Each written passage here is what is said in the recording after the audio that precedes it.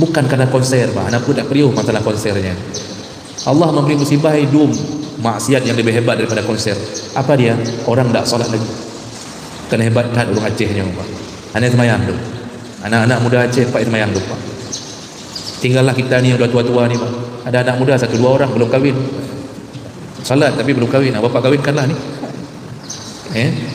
Cuma 1-2 orang yang jemaah. Lain ada apa? Malam duduk kedai kopi sampai jam 2, pulang. Itu setelah memasang chip.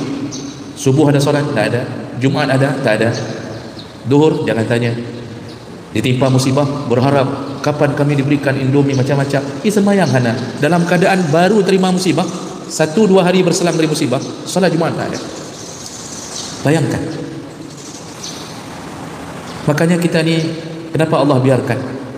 Jangan mengira bahawa Allah itu tak punya rahmat. Rahmat Allah tu luas sekali. Kita mengundang azab.